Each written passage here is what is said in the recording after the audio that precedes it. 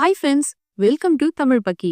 இன்னைக்கு நம்ம பார்க்க போறது விஜய் டிவியில ஒளிபரப்பாகிட்டு வர்ற மகாநதி சீரியல்ல போன 2 வாரமா விஜய்க்கும் காவேரிக்கும் இடையில நெருக்கமும் பாசமும் ரொம்ப அதிகமாயிட்டே போகுது. அந்த அளவுக்கு அவங்க 2 பேரும் தனியா இருந்து ஒருத்தருக்கொருத்தர் அன்பையும் பாசத்தையும் கொட்டி தீர்க்கறாங்க. இது பார்த்து விகா ஃபேன்ஸ் ரொம்ப சந்தோஷமா இருக்காங்க. ஆனா இப்ப வர்ற சீன்ஸ் எல்லாம் அப்படியே தலைகீழா மாற போற மாதிரி பசுபதி எல்லா வேலையும் பாத்துக்கிட்டு இருக்காரு.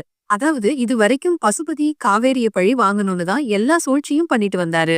ஆனா எப்ப விஜய் பசுபதியை அடிச்சாரோ அப்பவே விஜய்க்கு ஒரு முடிவு கட்டணும்னு பசுபதி பிளான் பண்ண ஆரம்பிச்சுட்டாரு.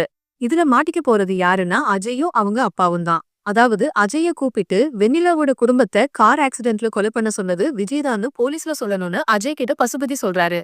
அதுக்கு அஜய் காவேரி தானே நம்மளோட டார்கெட். ஆனா இப்படி போலீஸ்ல சொன்னா விஜய் அண்ணாவுக்கும் எங்க அப்பாவுக்கும் ஆபத்து வந்துருமேன்னு சொல்றான்.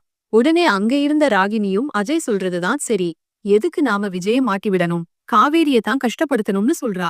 உடனே இவங்க எல்லாரையும் சமாளிக்கிற மாதிரி பசுபதி சொன்னது என்னன்னா, இப்படி ஒரு கேஸ் கொடுத்தாதான் விஜய் பயப்படுவான், அதை வச்சு நாம மிரட்டி வெண்ணிலா கழுத்துல தாலி கட்ட வச்சிடலான்னு சொல்லி அஜய் ராகினிய நம்ப வச்சிடுறான். ராகினியும் அப்பா என்ன சொன்னாலும் சரிங்கிற மனநிலையில இருக்கிறதால அஜய விஜய்க்கு எதிரா போலீஸ்ல கம்ப்ளைண்ட் கொடுக்க சொல்றா.